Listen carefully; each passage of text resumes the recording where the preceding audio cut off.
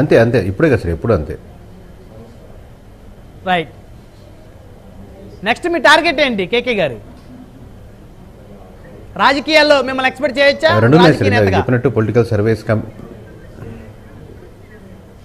అంటే ఇప్పుడు మీరు రాజకీయాల్లో మీరు వస్తానన్నా కానీ, ఏదైనా రిఫార్మ్స్ మంచి మార్పులు మీరు వస్తానన్నా కానీ, బ్రహ్మనాయుడు గారికి మేము వర్క్ చేసేదానికి సిద్ధంగా ఉన్నామండి, మీకు తోడ్పాటు అందించేదానికి. అలాగే ఎవరికైనా సరే at the same time political reforms ఏది వస్తాయన్నా కూడా ఒకటి. ఇంకోటి ఏంటంటే కేకే పొలిటికల్ అకాడమీని ఒకటి స్టార్ట్ చేయాలని ఒక ఆలోచనలో ఉన్నాం. దాంట్లో ఏంటంటే భావితరంలో ఉన్నటువంటి ఇప్పుడు ఈ ఫ్యామిలీస్ నుంచి వచ్చిన నాయకులు అంటే క్లోజ్గా ఇప్పుడు వరకు మేము అబ్జర్వ్ చేస్తున్నప్పుడు టక్కని వచ్చేసి వాళ్ళు ప్రజల్లోకి వెళ్ళిపోతారు మాట్లాడడం కానీ, లేకపోతే అక్కడ ఉన్న సమీకరణాలు కానీ, క్యాస్ట్ ఈక్వేషన్స్ కానీ, లేకపోతే సబ్జెక్ట్ నాలెడ్జ్ కానీ ఏముండదు.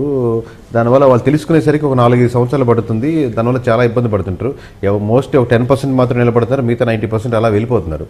అలా కాకుండా ఒక చిన్న 1 month లోపల ప్రోగ్రామ్ పెట్టి రకరకాల సబ్జెక్ట్స్ మీద వాళ్ళు ట్రైనింగ్ ఇచ్చి, ఇప్పుడు పూర్తిగా ఇప్పుడు జర్నలిస్ట్ ట్రైనింగ్ అంటే వాళ్ళు జర్నలిస్ట్ అయిపోరు, బట్ ఆ ట్రైనింగ్లో ఏమేమి కావాలి మనకని ఒక జర్నలిస్ట్కి ఎలా తెలుసుకోవాలనుకుంటారో, ఇట్లా కూడా ఒక పొలిటికల్ లీడర్గా జనాల్లోకి వెళ్ళి మాట్లాడుతున్నప్పుడు మనం క్రిస్టల్ క్లియర్గా ఏ అంశాల మీద మాట్లాడేది, ఏ అంశాల మీద ప్రాధాన్యత ఇవ్వాలి, ఏ అంశాలను మనం సొల్యూషన్ కూడా ప్రయాణించేలా చేయాలని ఈ విధంగా వాళ్ళకి రకరకాల సబ్జెక్ట్స్ మీద ఒక టీం దానికి రిక్రూట్ చేసి, దాంట్లో దేశంలో ఇలాంటిది ఎక్కడా లేదు సార్, అలాంటిది కోచింగ్ ఒకటి ఇవ్వాలని ప్లాన్ చేస్తున్నాం. సో ఇప్పటి వరకు ఎన్ని రాష్ట్రాల్లో సర్వే చేశారు సార్ మీరు? మేము తెలుగు ఆంధ్రప్రదేశ్ సార్, ఆంధ్రప్రదేశ్ దాటి చేయలేదు. తెలంగాణలో ఎవరికైనా పర్సనల్గా చేసి పెట్టాం కానీ తెలుగు రాష్ట్రాలు దాటలేదు. సో తెలుగు రాష్ట్రాలు దాటి ఇతర రాష్ట్రాల్లో కూడా మిగతా రాష్ట్రాలు తిరిగాం కానీ ఉంది సార్. దాని లాంగ్వేజ్ అనేది అది బ్యారియర్ కదా సార్, ఓన్లీ ఎమోషన్ బ్యారియర్ ఉంటుంది. ఆబ్వియస్గా ఇప్పుడు మనకు కాపులకి తూర్పు కాపులకి ఏంటి డిఫరెన్స్ అంటే మనకు తెలిసినట్టుగా వేరే వాళ్ళకి అర్థం కాదు, రెండిట్లో కాపు ఉంది కదా అనుకోవచ్చు. బట్ అట్లాగే మనం బీహార్కి అక్కడికి వెళ్ళినప్పుడు అక్కడ మనకు ఒక 2% చిన్న డిఫరెన్స్ ఉంటుంది.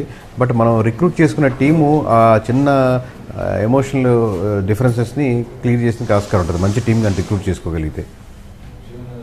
సో ఎన్నికల ఫలితాలు వచ్చిన తర్వాత మీ బంధువులు, సన్నిహితులు, మీ కుటుంబ సభ్యుల యొక్క రియాక్షన్, వాళ్ళ దగ్గర నుంచి ఎలాంటి రియాక్షన్ వచ్చింది కేకే గారు? అంటే ఇప్పుడు 400-500 మిస్డ్ కాల్స్ ఉన్నాయి సార్. నేను మామూలుగా పొద్దున్న లేసి ఒక దోస్తిని పొద్దున్న నుంచి ఇంటర్వ్యూస్ కంటిన్యూస్గా ఇస్తున్నాను. అది పరిస్థితి చెప్తే మళ్ళీ పడుకుంటున్నాను, మళ్ళీ పొద్దున్న లేసి ఇంటర్వ్యూలు ఇస్తున్నా. కానీ ఇక్కడ కూడా ఎవరు ప్రశంసలా లేదా అప్పుడప్పుడు మధ్యలో వాట్సాప్లో ఉంటే ఏమైనా చెక్ చేసుకుంటూ ఉన్నాను. సారీ మీకు కూడా సారీ, ఎందుకంటే మీకు ఇచ్చిన టైం కంటే యాక్చువల్లీ డిలే అయింది సార్ పబ్లిక్. సారీ. పర్లేదు కేకే గారు. మీ ఫ్యామిలీ మెంబర్స్ ఏమన్నారు ఈ ఫలితాలు చూసి? సార్ మీ ఫ్యామిలీ మెంబర్స్, మీ కుటుంబ సభ్యులు ఏమన్నారు సార్ ఈ ఫలితాలు చూసి? వాళ్ళ దగ్గర నుంచి వచ్చిన రియాక్షన్ అంటారు. ఆబ్వియస్లీ అన్నిటికంటే ఇంత ప్రెషర్ మా మిస్సెస్ మీద ఎక్కువ పడి ఉంటుంది. ఎందుకంటే దాదాపుగా ఇప్పుడు రక్త కన్నీరే అనమాట. ఏమవుద్దో ఏందో, నెంబర్ అటు ఇటు వస్తే ఎంత ట్రోల్ చేస్తారో, బూతులు తిడతారా ఏంటి అనేది. తనకి లాస్ట్ మినిట్ వరకు నేను చెప్పబోయే నెంబర్ చెప్పలేదు, చెప్తే అక్కడే కలిసి తిరిగిపడిపోద్దాం, షాక్ అవ్వని. తర్వాత మీరందరూ చూసినట్టే టీవీ ఛానల్స్లో తన నెంబర్ చూసింది.